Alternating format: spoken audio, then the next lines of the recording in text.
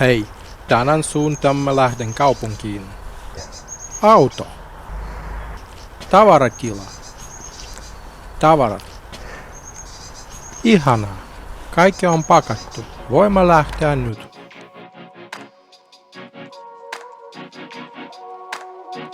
Pidämme tyllimyllyistä. Joka kerta kun ajamme ohi, pysähdymme ja ihailemme niitä.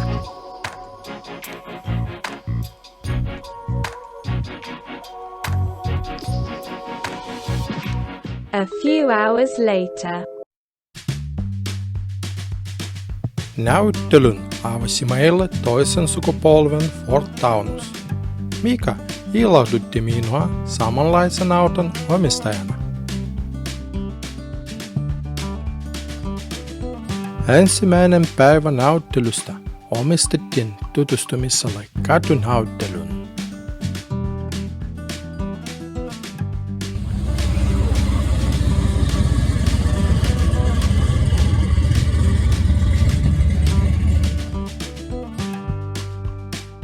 Katunäyttely on ilmainen ja sille on ominaista spontaani järjestely sekä autojen ja niiden omistajien vilinä.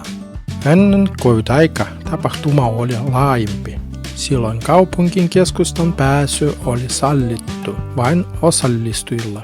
Ja voitiin nähdä hämmästyttävä näky, kun kaupungin keskusta muuttui ainutlaatuisten autojen liikenteen myötä.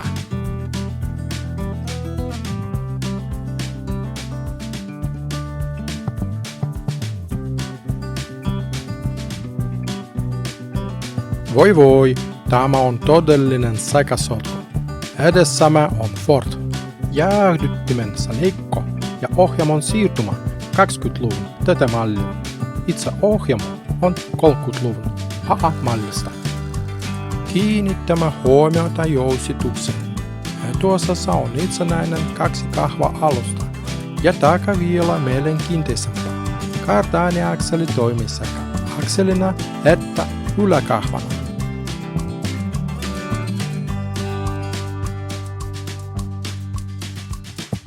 Moottori on V8 Y-Block, valmistettu noin 60-luvulla. Fordin Model AA, oranssin kumppani, mutta alkuperäisessä muodossa huomattavan hyvin säilynyt ikäiseksi.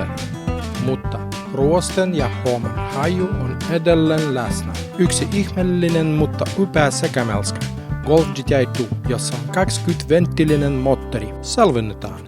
Autoa valmistettiin vuoden 1992 asti, mutta moottori on uudempi, vuoden 1995 jälkeen tehtyjä. Katsahan tätä ensimmäinen sukupolven Taunus Kaunotarta, coupe-mallia.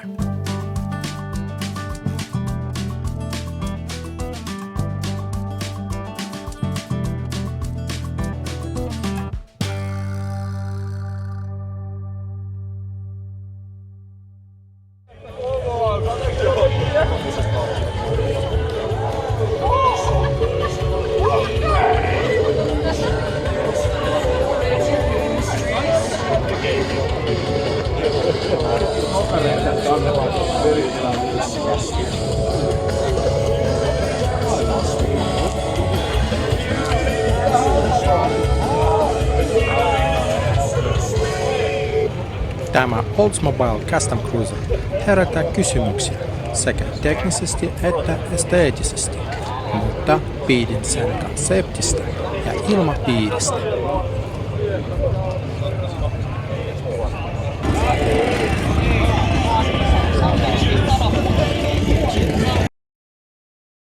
Näyttelyn ensimmäinen päivä päätyi pian.